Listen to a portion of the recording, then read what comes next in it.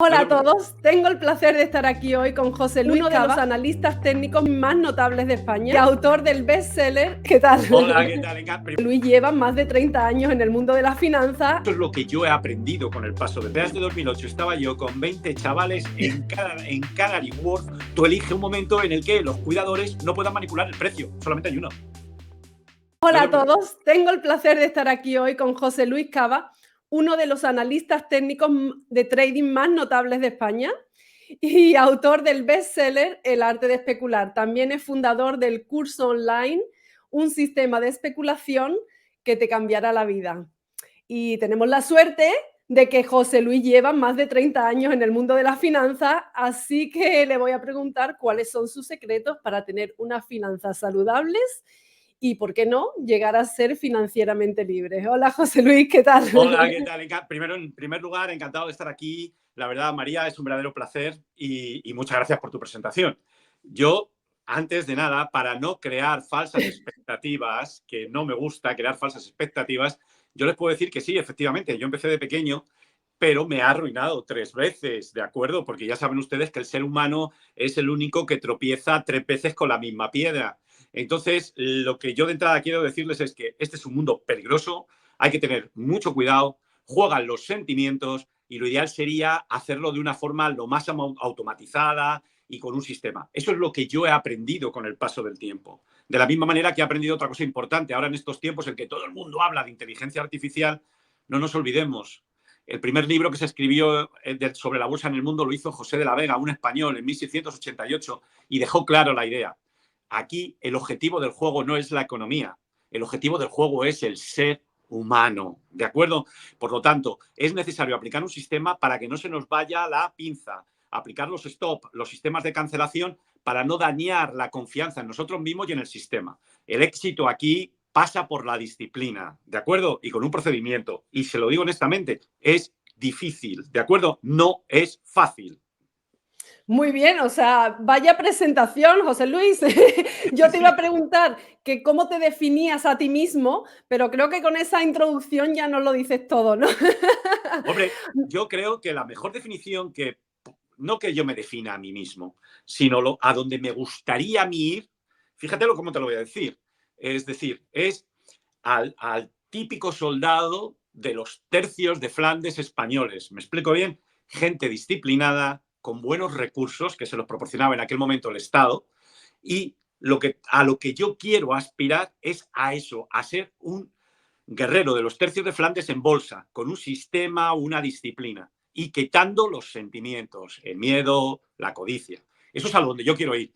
Pero según mi mujer todavía estoy lejos. Bueno, no sé si vamos a diferir ahí con tu mujer, no sé, ya sabes que con la mujer no se pelea, No. pero después de 30 años, porque es que, bueno, no sé si ya llevas más, porque 30 años pasaste no en la banca. Sí, bueno, yo empecé en el departamento de bolsa del Banco Popular. Cuando yo entré ahí, el Popular era el banco más rentable del mundo, obviamente no por mí. Y luego ya en el banco rápidamente me llevaron al departamento de inversiones y luego el departamento de inversiones me llevaron a bolsa. Bueno, estuve en departamento de inversiones, estuve en tesorería, de tal manera que era uno de los 4 que llevaba la tesorería del Popular. Muy divertido en aquella época, muy divertido. Y el banco, a pesar de que estaba yo, seguía siendo el más rentable del mundo, con lo cual el equipo era muy potente. Yo aprendí de ellos, es del sitio donde más he aprendido. Y luego, finalmente, mi trabajo era estar por la mañana en el departamento de tesorería y luego me iba al parqué. Y íbamos al parqué, pues hombre, pues a dar liquidez a las acciones del banco. De tal manera que mi experiencia viene de la institución, no viene de un particular. Es decir, yo estaba en una institución generando recursos de instituciones y luego, bueno, pues colaboraba con el resto de sociedades del grupo. Luego cogí, aquello me exigía un esfuerzo terrible porque entraba a las 6 de la mañana, 7 de la mañana y salía a las 10 de la noche. Y entonces me decidí a hacer la oposición de inspector de Hacienda para completar mi formación financiera con mi formación fiscal. Y luego cosas de la vida me llevaron a mí al departamento de inspección de bancos en la agencia tributaria. De tal manera que he querido quitarme de los bancos, pero no me dejan. ¿Y cómo decidiste empezar? ¿Tú estudiaste finanzas? Bueno, yo concretamente, yo te cuento la historia, es muy fácil. Yo realmente, yo vengo de una familia muy humilde y entonces me puse a trabajar con 17 años. Con 17 años entré en el Popular, lo que te acabo de decir, y con tan buena suerte que me llevaron al departamento de bolsa. Mis jefes eran hiperprofesionales, yo les veía, yo les admiraba y dije, bueno, pues si esta gente que yo admiro y respeto hace esto, pues voy a aprender. De tal manera que yo empecé con 17 años.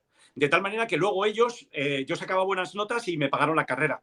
De tal manera que yo al Banco Popular estaba muy agradecido. Me enseñaron, me pagaron la carrera y luego cogí la especialidad de tema financiero.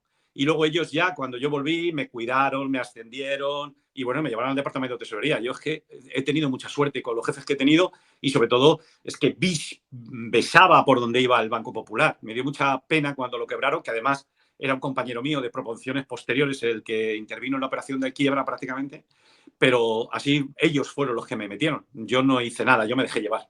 Bueno, yo digo que al final también trabajaste, yo creo, muy duro, ¿no? Porque Eso es decías verdad. que se consiguen las cosas y a lo mejor sí, si trabajas duro se te pueden presentar, pero en este caso yo creo que ese es un factor muy importante, ¿no? El de soldado. Eso me ha Sí, gustado mucho. yo, sinceramente, en este momento, lo comentábamos antes de la entrevista, ¿no? En este momento en el que nos encontramos que el esfuerzo, nos quieren hacer todo fácil, el esfuerzo y tal, realmente es como todo en la vida. Tú trabajas. Es que yo creo que este caso que se me ha producido a mí, se le da a muchas personas. Es decir, tú trabajas, estás ahí en la mina picando y luego llega un momento determinado que surge la oportunidad y estás preparado, sabes gestionarlo. Ese es el momento en el que yo creo que uno empieza a sentirse a gusto con lo que hace. Y yo creo que ese es el camino, ¿no? Y por eso sí, yo soy partidario del esfuerzo, del conocimiento y sobre todo de trabajar bien. Lo que pasa es que para trabajar bien se necesitan personas que te guíen, ¿no? Y ahí es donde yo creo que la providencia a mí me ha ayudado mucho. La gente con la que yo estaba en contacto era muy buena, era muy buena. Y yo sí, yo tengo el valor de haberme confiado a ellos y haber trabajado, pero nada más. Y José Luis, ¿qué tipo de inversiones tienes tú personalmente? Sí. Bueno, yo realmente, bueno, yo te voy a decir la verdad. Yo empecé especulando en el intradía, me volví loco, me explico bien, pero cuando digo me volví loco con gráficos de 5 minutos, de 2 minutos, aquello era un sin vivir, ¿de acuerdo? Además de que se acumulaban las pérdidas, porque claro, al especular en gráficos tan pequeños tienes que tener un sistema de especulación muy ágil y preparado para el intervalo de 5 minutos, ¿de acuerdo? Entonces es como alguien que empieza a especular, es como alguien que se saca el carnet de conducir y lo primero que le haces es que conduzca un bólido. Pues lo más probable es que se pegue un tortazo. Bueno, pues eso me pasó a mí, ¿de acuerdo? Me pasó a mí. Luego me di cuenta, pero con el paso del tiempo, porque yo tampoco es que sea muy espabilado, me di cuenta que teniendo en cuenta que los bancos centrales y los gobiernos lo único que hacen es deteriorar la moneda, pues descubrí el oro y el franco suizo, pero hace muchos años. Entonces me di cuenta que el oro y el franco suizo se mantenían y que el euro y el dólar caían. Digo, ahí va, ¿para qué me voy a dejar las pestañas si me encuentro que trabajan para mí los bancos centrales? ¿De acuerdo? Entonces ya descubrí el medio y largo plazo. Luego me encontré con que vienen los QEs y entonces me di cuenta que si compraba bonos, el Banco Central trabajaba para mí. Entonces, a mí, para que trabajara para mí Bernanke, Greenspan, me parecía muy bien. Y entonces descubrí la fuerte tendencia a largo plazo, ¿de acuerdo? Y luego, claro, cuando tú ves que hay planes de relajación cuantitativa, pues dices, oye, los mismos criterios, los mismos sistemas que he llevado para los bonos, lo puedo invertir para las acciones. Entonces tuve ya una suerte enorme que me invitan a una conferencia, iba yo de asistente para oír el tema de la conferencia como cualquier persona normal y se puso enfermo un ponente. Y los organizadores que lo hicieron en Madrid me dicen, oye José Luis, ¿puedes improvisarte una charla? Digo, pero ¿cómo puedo improvisar una charla? Estos son todos unos profesionales de cuidado. Pero me atreví con tan buena suerte que en la comida me sentaron al lado de analistas norteamericanos de gran prestigio. Por ejemplo, conocí a Murphy, conocí a McClellan y me acuerdo que Murphy me decía eso. Dice, chaval, no te líes, porque claro, yo era un pequeño. Dice, chaval, no te líes, a lo fácil, me venía a decir. Dice, compra lo fuerte y dentro de lo fuerte lo más fuerte. Ese es uno de los mejores consejos que me han dado en mi vida. Pero ves que todo fue por azar. Yo lo único que hice fue escucharles. Entonces, claro, tú me preguntabas, ¿cuál es el sistema de especulación? Bueno, pues el sistema de especulación que yo empleo fundamentalmente es descubrir los valores fuertes y dentro de los fuertes los más fuertes. Y trato de complicarme lo menos la vida. ¿Me explico bien o no? El problema que tenía yo antes, que me han enseñado a quitarlo, es que cuando un valor subía con mucha fuerza, pensemos en el caso de Nvidia, yo siempre pensaba que iba a parar ya, que iba a parar ya, que estaba muy sobrecomprado, que iba a parar, que es una locura. Y entonces me enseñaron y me dijeron que yo no debo hacer pronósticos y que lo único que tengo que hacer es reaccionar al movimiento del precio. Si el precio no me da una nueva información, por qué yo voy a tomar decisiones. Yo, por ejemplo, hoy, el SP500, para que veas el ejemplo. El SP500 estaba alcista, ha subido con Nvidia. Bueno, pues yo en principio mantengo una predisposición alcista. Ahora bien, si hoy el SP500 perfora el 5.040, 45, por ejemplo, pues ahí el precio me hará un mensaje. Y entonces yo tengo que reaccionar. ¿Y cómo reacciono? Si tengo posiciones en el SP500, las cancelo. Y si tengo posiciones largas, a medio y largo plazo, ajusto el stop por si esto fuera una caída mayor. Con lo cual siempre voy detrás, siempre voy a medio y largo plazo y siempre voy detrás del movimiento del precio y lo único que tengo que hacer es reaccionar. Eso es lo que a mí me han enseñado.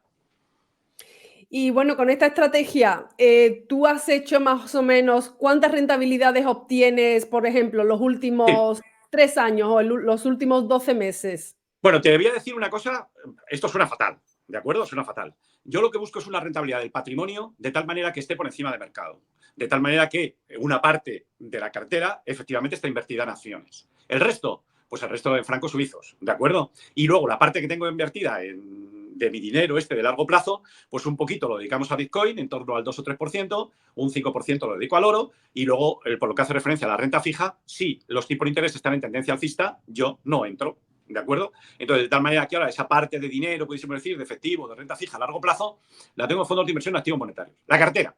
Bueno, la cartera, te voy a decir la rentabilidad que yo sé de los últimos, desde junio, ¿vale? Está tocada, está ¿cómo se dice esto? Podemos decir que está afectada por el comportamiento de la bolsa. Tú te ten una idea que el SP500 sin hacer nada ha subido un 80% desde octubre. Y si en términos anuales. Y si te coges Nvidia, ha ganado un 240%. Mi rentabilidad está entre los dos márgenes, más de la mitad para abajo, ¿de acuerdo? En la parte del SP500, sin hacer nada, ¿eh? Luego, si consigues detectar los valores más fuertes, pues puedes pasar del 80% en términos anuales un poquito más. Ahora bien, yo no quiero engañar a nadie, yo no, ni crear falsas expectativas. Esto se ha dado, ¿por qué se ha dado? Porque el SP500 ha subido un 80% en términos anuales desde octubre de 2023. Si ahora el SP500 cae un 80% en términos anuales de 2023, pues te diré, oye María, me conformo con haber obtenido una rentabilidad de cero en mis acciones. ¿Me explico bien o no? No, claro, claro, claro. Por eso yo pregunto siempre, bueno, los últimos 3 años y, bueno, los últimos 12 meses, porque, bueno, al final tú no te vas a salir de esa posición a lo mejor ahora mismo y como bien dices, igual te baja ahora de pronto, pues un tanto, ¿no? Yo tengo que reaccionar al movimiento de precio. Mira, yo te puedo decir, por ejemplo, yo tengo compañeros aquí que tienen carteras y tal, y son gente a la que yo respeto y me reúno con ellos por aprender, te lo digo así. Es normal que hayan obtenido un 130, 120. En la cartera de acciones es de octubre, ¿eh? Desde octubre. Por una razón, vamos a ver, suena muy espectacular, pero si tú ahora coges un gráfico del SP500 y la gente que ha tenido gestión pasiva han obtenido un 80% en términos anuales. Es decir, una persona que no haya hecho nada en el SP500 desde octubre ha obtenido un 80%. Ahora bien, me puedes decir, es que en bolsa no hacer nada también tiene mérito. Y te digo, sí, sí, sí, también tiene mérito. En bolsa, generalmente, cuanto menos hagas, si la tendencia fuerte es mejor. Sí, bueno, no con esos porcentajes, pero en general, sí siempre tiene una tendencia alcista a muy, muy largo plazo. Se ha Sí, visto que, bueno, que al final, sí. sí, a 20 años te aseguro que un 15%, 12, ¿no? 12% no te lo quita nadie. Hay una, claro, en este sentido lo que tú dices, eso es muy interesante. Yo te digo mi experiencia, ¿eh? Yo me acuerdo cuando empiezan los mercados y siempre sube, todo el mundo te dice, ahora va a caer, ahora va a caer. Siempre que hay una corrección, todos decimos, ahora va a caer, ahora va a caer. Ahora con Nvidia todo el mundo dice, ahora va a caer, ahora va a caer.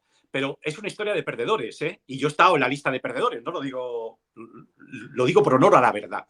Pero prácticamente el 30% de los mercados han sido bajistas en la historia, el 70% ha sido alcistas. Y luego hay un detalle concreto y curioso. Lo que estamos diciendo es, si los bancos centrales siguen inyectando liquidez en el sistema, pues a la larga no es que las acciones mejoren, es que la moneda fiat cae. Claro, es que si tú ahora mismo coges, por ejemplo, te estoy hablando de memoria, lo deberíamos comprobar, pero en el año 2006 una onza de oro valía 500 euros y ahora en el 2023, 2024 vale 2.000. ¿De acuerdo? Con lo cual, hemos obtenido una rentabilidad del 400%. 400% dividido entre 16 años, pues me parece que ya estamos en el 12-13% anual sin hacer nada. ¿Queda clara la idea? Y todo por los banqueros centrales. Es decir, ahora me partía de risa, yo no sé si tú lo viste, pero el otro día compareció en el Parlamento neozelandés, en una comisión, el presidente del Banco Central o un ejecutivo, bueno, el presidente del Banco Central de Nueva Zelanda, y dijo que el puesto de banquero central es el mejor puesto de banquero que había en el mundo, porque haces lo que quieres, imprimes dinero y la gente les cree. Es que es así. La gente le cree, se ponen el traje, le ponen detrás un atrezo de mucho cuidado y dices tú, bueno, pues vale, yo es que tengo suerte, porque yo estudié con Luis de Windows, me explico bien, venía después que yo, estudió en el CUNEF, ¿sabes lo que te quiero decir? De tal manera que cuando le veo, no le veo con el ropaje y el bombo y platillo que sale en la televisión, me explico bien, sino que le veo como una persona humana.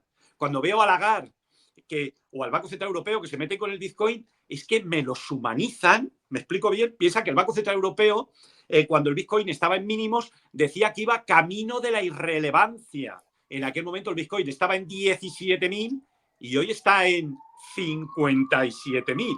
Y lo que es más divertido, el Banco Central Europeo, con su comentario negativo sobre el Bitcoin, marcó un suelo de mercado en el Bitcoin. Por lo tanto, los humanizas y te das cuenta que hacen lo que pueden. Entonces, ves cómo es muy probable que en el futuro siga la tendencia. Ahora bien, ya veremos porque cada día el futuro se está complicando más. Ya estamos llegando a un límite en el que este cachondeo no puede continuar. Bueno, y no te he escuchado decir, pero entonces tú no tienes ninguna inversión en inmuebles. Yo, sí, la casa en la que vivo, pero tampoco. A mí me gustan más los REITs. A mí me gustan más los REITs. Me explico bien. Y concretamente me gustan los REITs que invierten en inmuebles destinados a casinos, en Las Vegas. Esos son mis preferidos. Luego tengo también acciones, pero es que ahora no están en tendencia alcista las acciones que te voy a decir, por lo tanto las tengo vendidas. Una de inmuebles que se llama Alessandria. También he tenido acciones de Simon Properties y tengo acciones de Bici, que es el propietario de inmuebles en Las Vegas. No están, del único que tengo es de Bici, porque está en un movimiento lateral. Pero como lo tengo de toda la vida, pues tampoco me preocupa demasiado. Y luego también me gustan los oleoductos, ¿de acuerdo? Entonces sí, en ese tipo de... tengo MPLX. Lo que pasa es que han cambiado la legislación fiscal y ahora si los vendo me quitan el 10% del importe de la venta. Tú fíjate qué salvajada fiscal. El 10% del importe de la venta. Lo han cambiado en el año 2023. Es un LP. Lo digo para que aquellas personas que quieran hacerlo, que se lo piensen antes y sobre todo que hablen antes con el asesor fiscal. Y José Luis, ¿qué opinas de la tokenización de inmuebles? ¿Estás familiarizado? Sí, me parece una idea magnífica. A mí me encanta. Hombre, yo creo que a la vista del deterioro de las monedas fiat, todo lo que hace referencia a monedas respaldadas con un colateral, la tokenización de inmuebles es genial, porque te permite participar en la propiedad de un inmueble y además cobrar el alquiler, con lo cual me parece una idea magnífica. Y si encima tienes una empresa que lo gestiona y da liquidez a los tokens, pues mucho mejor. Luego yo miraría que fueran inmuebles de calidad, que estuvieran arrendados bien y, en segundo lugar, que hubiera liquidez en el token. Sí, por lo que veo a ti te gusta mucho más el tipo de acciones porque lo conoces muy bien y como bien dices, has sido bastante He exitoso trabajado en ahí. ello. Claro. Bueno, cada uno tiene que hacer lo que tiene que hacer, ¿no? Yo, por ejemplo, a mí el mundo cripto, pues me lo ha metido mi hijo y sus amigos, ¿no? Porque yo era reacio hasta que me lo mostraron con palabras sencillas que yo entendiera y me he hecho un fan del Bitcoin. Pero me he hecho fan del Bitcoin, es decir, me tengo que moderar a veces.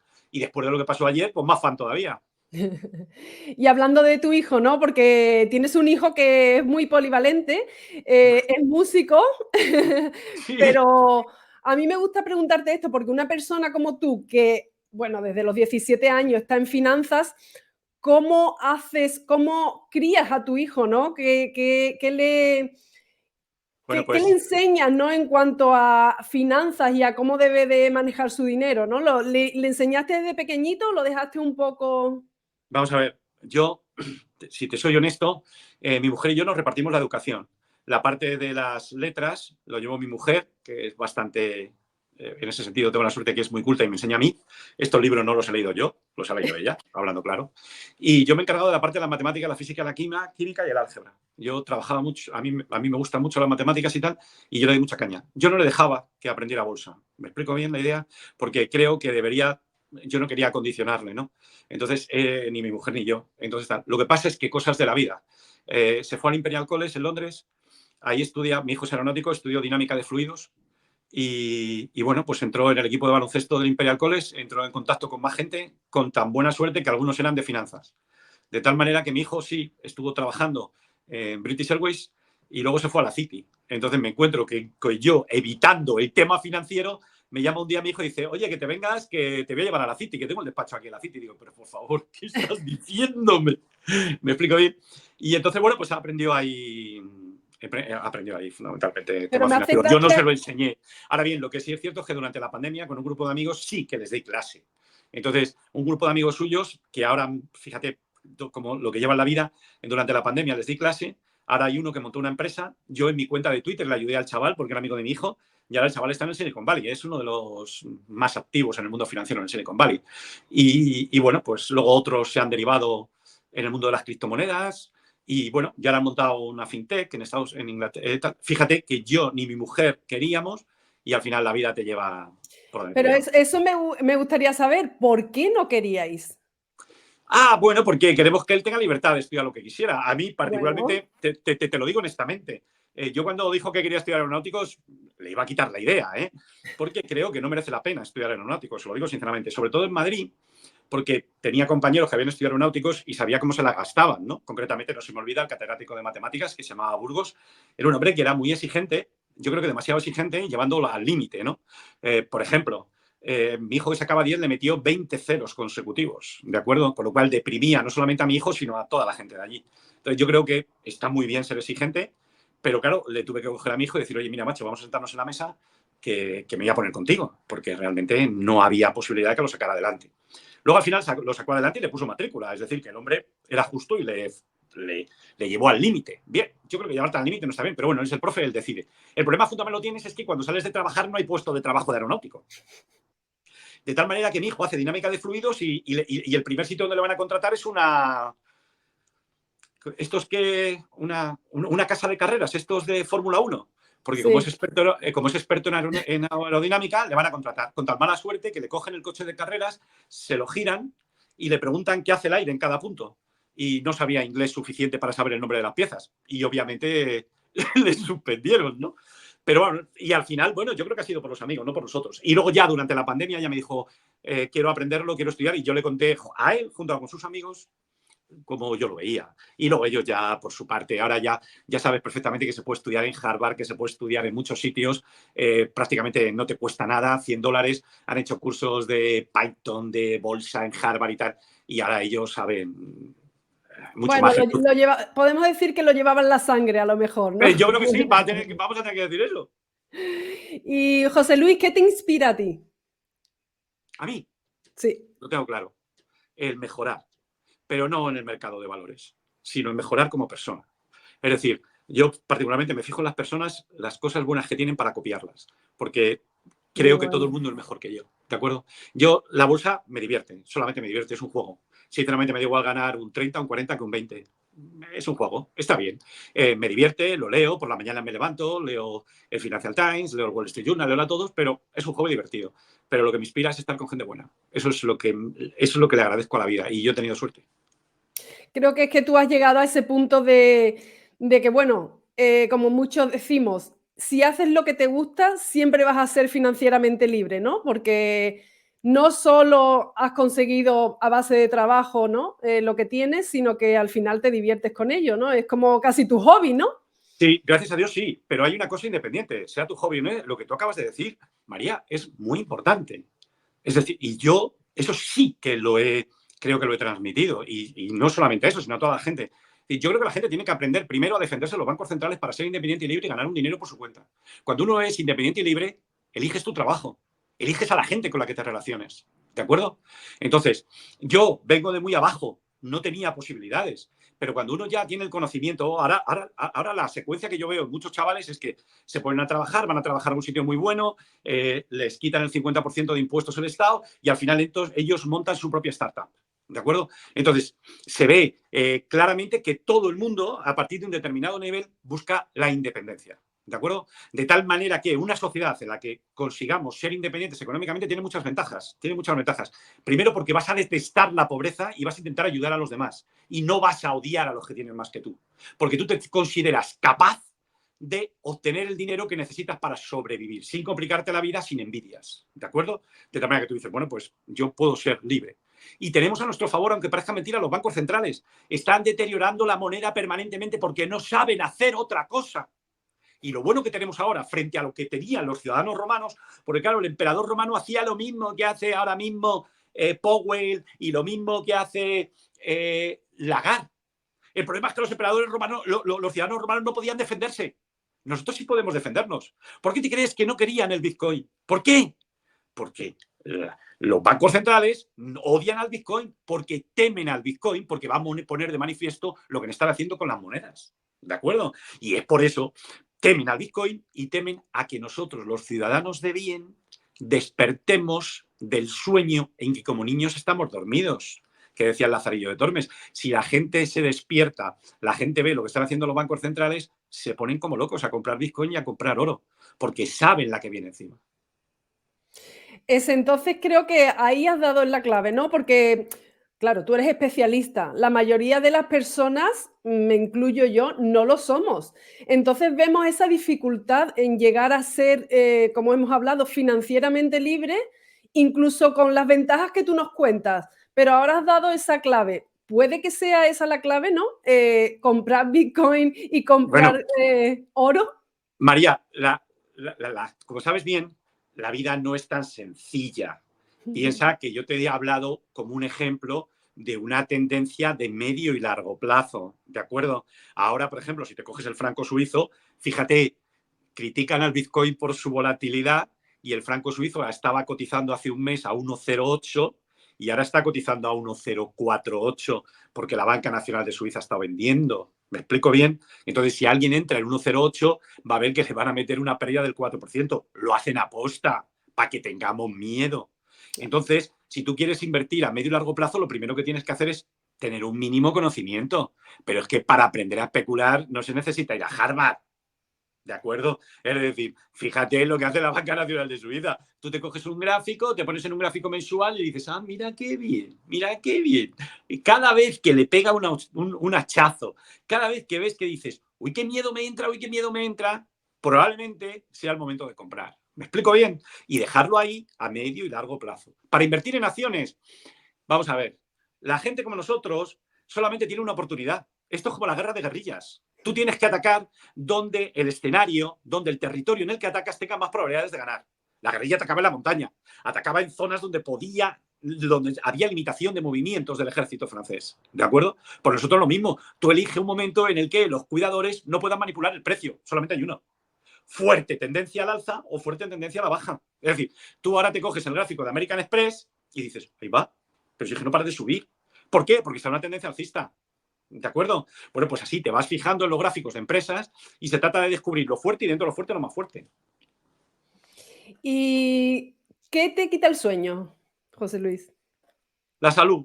Me despierto con miedo por la mañana, porque justamente hace prácticamente un año y medio me detectaron un cáncer de próstata que ya no sé qué, ya sé que no es grave, pero bueno, me dijeron que tenía nivel 6 y tal, y bueno, hasta que me operaron lo pasé mal. Entonces, todos los días me despierto con miedo, pero luego me levanto, me tomo el café y digo, un día más, lo voy a reventar. Y entonces me pongo y grabo el vídeo. Buenísimo, me encanta esa energía. Y bueno, ¿por qué elegiste el trading? ¿Es porque al final te llevó, bueno, tu mundo, ¿no? ¿O lo viste clarísimo? Bueno, yo no vi nada clarísimo. A mí me llevó este mundo. O sea, hablando claro. No, yo lo que pasa es que es lo que te decía antes. Tuve una suerte de estar con unos compañeros. Claro, si tú entras con 17 años en el departamento de bolsa, concretamente yo entré, mi mesa estaba la primera después de los ordenanzas. De tal manera que mis amigos eran los ordenanzas. Y yo veía cómo la gente compraba y vendía valores y los ordenanzas empaquetaban los paquetes y los llevaban de un banco a otro en función de quién era el comprador y el vendedor. ¿De acuerdo? Bueno, pues yo estaba ahí. De momento. Entonces yo era el chico joven que llevaba el listado de ordenador controlándolo, ¿no? ¿De acuerdo? Entonces vi el mercado de valores desde la base. Es como el arquitecto que empieza como señora de la limpieza. Yo empecé como señora de la limpieza del mercado de valores. Luego de ahí fui ascendiendo y es que vi toda la estructura. Luego tuve suerte de que me llevaron al departamento de tesorería del banco y ya me enseñaron, bueno, era muy divertido, para que te hagas una idea, tú eres muy jovencita, pero en aquella época el sistema financiero estaba gobernado por 7 entidades y las 7 entidades hacían desayunos de trabajo en el que iban los 7. Eso luego fue prohibido porque eran prácticas restrictivas de la competencia. Bueno, pues yo era uno de los que me llegaban los informes de esas reuniones. Con lo cual, tuve la suerte de ver el sistema financiero por dentro. Entonces yo ya estaba muy encasillado desde el principio. No sé si yo lo busqué o me vino. Puede ser un poco de los dos. De las dos. Y bueno, hablando de la educación financiera, ¿no? Porque lo que te contaba, que al final no tenemos ese acceso desde jóvenes a saber qué es lo bueno y qué es lo malo para hacernos, ¿no? O sea, financieramente libres. ¿Crees que ahora sabemos un poquito más? No. Nada, no. Bueno, yo te voy a decir en mi experiencia, y es muy divertida, ¿no? En ese sentido. Yo siendo consciente de esto y digo, bueno, hombre, yo he tenido suerte, coño, pues vamos a ver si podemos ayudar a más. Me fui a un colegio y me ofrecía dar clases a los chicos de bolsa, ¿ok? ¿De acuerdo? Qué bueno. Y estuve un año entero. Los chicos fueron tan majos que les dije, les voy a llevar a la City. Les llevé a la City, les llevé al Banco de Inglaterra, les llevé a Canary Wharf. Con tal suerte que fue cuando el crash de 2008. De tal manera que en el crash de 2008 estaba yo con 20 chavales en Canary Wharf, en la sala de tesorería de un banco amigo, que era espectacular, y los chavales vieron de cerca la que se venía. Bueno, estos chavales ahora, que eran de 2008, ahora ya tienen todos más de 30 años, ¿no? Y me ve por la calle, el otro día me ve una chica y me viene a saludar y dice, oye, José Luis, nos tenemos que reunir todos los que Qué fuimos a aquel casualidad. viaje otra vez, ¿no? Entonces, bueno, yo estuve durante 2 años, luego lo dejé y el otro día, cada vez que me invitan a un instituto o algo, trato de ir. Entonces fui a un instituto de formación profesional. Antes había ido a dar una charla a una escuela de negocios, un top 10 del mundo, ¿no?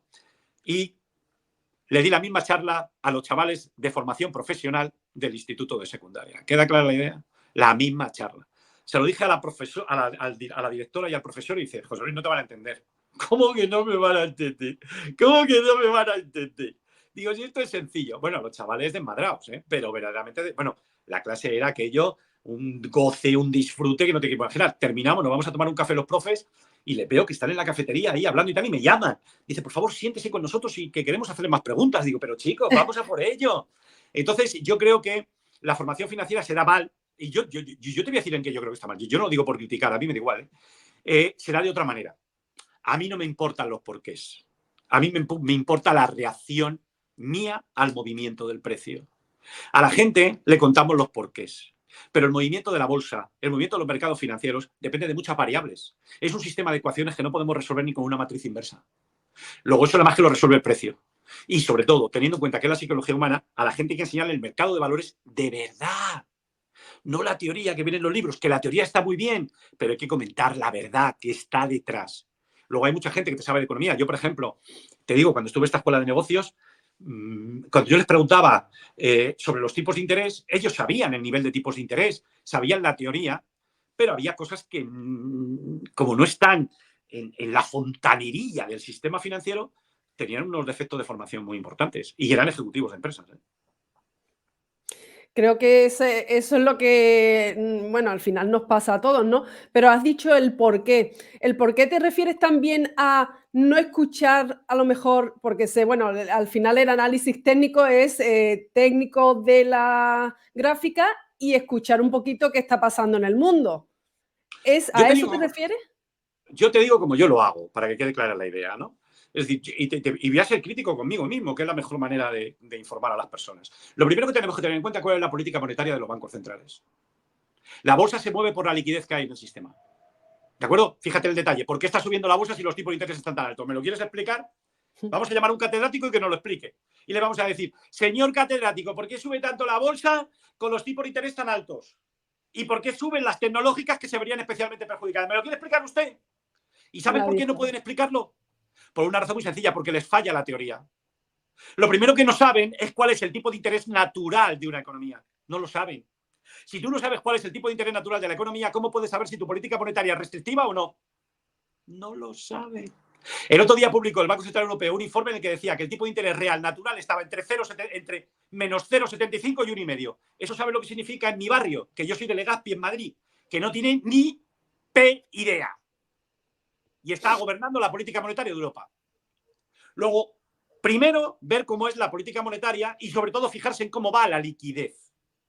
Los informativos, ni acercarse a ellos, porque nos cuentan un rollo oficial. Esa no es la realidad, amigos míos. Esa no es la realidad. Ese es el cuento que nos quieren marcar, pero esa no es la realidad. Es más, los informativos son magníficos indicadores de opinión contraria. Te voy a comentar anécdotas de informativos porque yo estuve en un programa de televisión en el Parque y al lado mío estaba la presentadora de una cadena de televisión enorme. No voy a decir el nombre para que nadie se sienta molesto, porque el objetivo no es molestarle. Y yo me acuerdo que yo le decía, pero muchacha, ¿pero por qué no dices esto? Y dice, ay, es que eso no puedo decirlo, José Luis. Digo, bueno, vale, genial, tú misma. ¿De acuerdo? Luego, primero, la política monetaria. Y luego en el análisis técnico hay una cosa que yo veo. Piensen ustedes que todos los analistas técnicos, cada analista técnico que nosotros vemos, que nosotros consultamos, yo el primero, no significa que eso sea correcto, porque están interpretando. Es decir, que nos llamemos analistas técnicos, que nos pongamos el sello de analistas técnicos, no significa que estemos en posesión de la verdad. Critíquenme, a mí el primero. Es como si dices, si no, no se pedirían nunca segundas opiniones de médicos. ¿De acuerdo? Es decir, que porque yo sea analista técnico, de preferencia el análisis técnico frente al fundamental, señoras, señores, que yo no soy adivino, que yo soy humano, que yo me equivoco. ¿De acuerdo? Pero seguro te equivocas menos que uno que no tenga la experiencia que tú tienes, eso te lo aseguro. Tienes Bueno, muchas sí. bases, tienes muchas bases. Eso no me lo Sí, puede... bueno, vale, yo mira, lo acepto porque la estadística, después de tantos años, como dice mi hermana, fiaros de José Luis porque es la persona que ha cometido mayor número de errores. Si es por ese motivo, te puedo decir que soy el más fiable del mundo, por lo menos así me lo dice mi hermana. Pero lo que te digo es que hay que tener una mínima formación y sobre todo el problema con la formación es que te guíe una mano bien.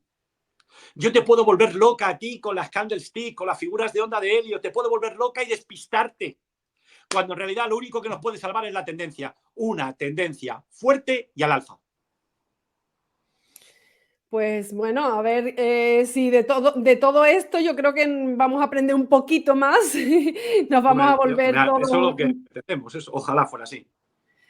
¿Y cuántos tipos de ingresos tienes tú, José Luis? Bueno, yo fundamentalmente tengo mi nómina y lo que pueda sacar de revalorización de las acciones, punto y final, no tengo más. Vale, ¿y en qué no te duele gastar el dinero? Nada, tengo clarísimo. En salud. Yo, por ejemplo, cuando me fueron a operar de la próstata, me encontré que la seguridad social tardaba miles de años, tardaba mucho tiempo. El trato de las personas era encantador. Te contaré como anécdota que cuando me fueron a evaluar para la anestesia, el equipo que me iba a evaluar me seguía en YouTube. ¿De acuerdo? Y me tuve que hacer una Qué foto con bueno. ellos. Yo iba con más miedo que vergüenza. Y me dijeron, José Luis, dice, van a tardar en operarte. Yo tengo suerte que mi mujer es médico y me dijo, esto no se puede parar ya más. Y entonces, gracias a Dios, porque teníamos dinero, hay que reconocerlo, pues pude ir a una clínica privada, ¿no? Pero en eso no me dolió nada gastarme el dinero. En lo demás, yo es que tengo suerte, yo te lo digo, a mí me crearon en la austeridad. Mi padre me decía, el rico es el austero, ¿de acuerdo? Y sigo pensando lo mismo. El rico es el austero. Yo no tengo necesidad de un Porsche, no tengo necesidad... Bueno, la verdad es que no tengo ni coche, no tengo ni plaza de garaje, ¿me explico bien? Y tú, porque no me ves habitualmente, pero prácticamente voy casi siempre con la misma ropa, hago una vida normal. Es que no... Si Lo que no me hay, gusta si es no lo que hay tú has dicho gastos al muy principio, altos, ¿no? Cuando no hay gastos sentirme... muy altos, ¿El qué? que cuando no hay gastos muy altos no necesitas mucho, ¿no? Bueno, pero es que muchas veces nos generamos los gastos altos, ¿eh? Yo por lo menos lo Claro, digo por claro, mi experiencia. Bueno, yo claro. estoy mirando en mi hijo, ¿eh? No estoy mirando en nadie. Yo tengo que arreglar los problemas de mi casa. Los de los demás no puedo arreglarlos. Primero tendré que arreglar los míos. No, vamos a ver, cuando vienes de un barrio humilde tú te crean en la austeridad. Y yo soy fan de la austeridad. Te lo digo honestamente, ¿eh? Pero te lo digo te lo digo de verdad. Ahora bien, el dinero está dichoso mis bienes, como decía mi padre, que remedian mis males. Y los males más importantes son los de la salud. Y entonces, pues en ese sentido, sinceramente, es que me deja indiferente. Hombre, también es cierto que dice, bueno, si tienes el dinero te deja indiferente. El drama es Claro. aquellas personas que teniendo la enfermedad no pueden hacerlo. Eso sí que es un drama. Lo que pasa es que da la casualidad de que eso no le preocupa a nadie, porque te ponen los informativos y a nadie le preocupa eso, cuando es el verdadero drama. Ese es el verdadero drama. Pero bueno, eso es lo que hay. Bueno, ¿y cómo te ves en 5 años? En 5 años, mira, te voy a decir la verdad. Virgencita que me quede como estoy. No aspiro más. No aspiro más, de verdad. Es decir, aspiro a tener una vida más tranquila todavía y seguir en la pomada, dando guerra a mis vídeos de YouTube, disfrutando de las cosas y tener la fuerza suficiente para levantarme por las mañanas y vivir un día más para reventarlo. El día que no me levante por la mañana sin ganas de reventarlo, yo tenía mi jefe en bolsa, el que me enseñó a especular en los mercados monetarios, me decía, dice, José Luis, nos tenemos que levantar por la mañana, dice, habiendo dejado la noche anterior un cuchillo en la mesilla. Dice, un buen especulador, el especulador de bien, se levanta por las mañanas, coge el cuchillo que tiene en la mesilla, se lo pone entre los dientes y va al mercado. Bueno, pues yo el día que no me ponga el cuchillo entre los dientes, ese día ya seguro que me voy para el otro barrio.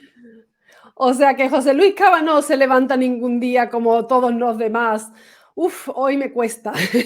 No, yo me levanto con que hoy me cuesta, pero cuando tú piensas y dices, un día más, tú eres muy joven y no lo noto. No soy tan joven. Sí, más joven que yo seguro, claro. Entonces yo lo que te quiero decir es, tú te levantas por la mañana y dices, yo, con la edad que tengo, no me duele nada hoy, ¡qué bien! A reventarlo. Entonces, bueno, eso te da una dosis tal. Necesito que pase media hora, media hora. Bueno, cuando llego al desayuno ya voy, bueno, ya estoy en la nube. Y luego ya me tomo el café y bueno, ya me tengo que moderar. Vale, sí, ahí ya vamos más acorde, ¿eh? Esa media hora se necesita. Exactamente. Bueno, y aunque estás muy metido en el trading, pero claro, como estamos en rental, yo te quiero preguntar, ¿cómo ves tú la tokenización de inmuebles en 5 años? Pues lo veo muy bien, lo veo muy bien. Yo creo que el tema de tokenización de inmuebles es un proyecto magnífico y a mí me encanta, de verdad. Te contaré como anécdota, hablabas de mi hijo, te contaré que mi hijo estuvo con unos colegas tokenizando oleoductos. Una cosa interesantísima. La tokenización de inmuebles está muy bien, siempre y cuando haya liquidez. La clave siempre que se hace algo es la liquidez. Si yo cojo y me compro un token que me da mi rentabilidad y encima, si en un momento determinado necesito dinero, venderlo, es fenomenal. Es la misma razón del Bitcoin frente al oro. El Bitcoin, la ventaja que tiene contra el oro, tiene ventajas técnicas. Es que yo tengo un lingote de oro y para hacerlo liquidez lo tengo que vender y me van a cobrar una comisión del 3%. Sin embargo, tengo el oro digital, lo vendo, tengo liquidez en el acto y sí, cuando entro la primera vez me cobran una comisión más grande. Y cuando vendo, si me quedo en una moneda digital, las comisiones son muy bajas. El problema es cuando lo saco, que me cobran una comisión un poquito más alta. Lo importante con los tokens es que tengan liquidez. Eso es lo más importante. Y eso es el Bitcoin, porque tiene la ventaja frente al oro. Vale, pues bueno, como ya te queda poco, necesitas atender a otras reuniones, te quiero preguntar nada más, ¿qué le aconsejarías tú a alguien que empieza a invertir y solo tiene 3.000 euros? Bueno, primero que se olvide del dinero. Eso de entrada. No, siempre primero tiene que ir el conocimiento. Y la cantidad a invertir dependerá del conocimiento que uno tenga. Con lo cual, el dinero es secundario. Le digo más, el dinero es lo que sobra en el mundo. Si se fijan ahora en el mundo, lo que falta aquí es talento. Por eso tenemos inteligencia artificial, porque falta inteligencia real.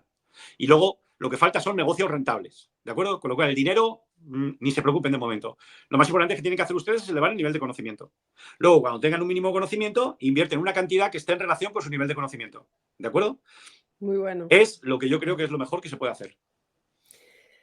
José Luis, si te dijesen que eres inmortal y que ninguno de tus actos va a ser castigado, ¿qué es lo primero que harías? No lo puedo decir. Lo tengo clarísimo. Bueno, te voy a dar una pista, te voy a dar una pista. Lo que haría sería acabar con esta casta política. Eso sí que lo haría. Bueno, pues sí se puede decir, oye, al final somos libres todavía. Sí, de Y si momento. pudieras... ¿Cómo? Pues que de momento somos libres, pero que tampoco Sí. lo tengo yo muy claro.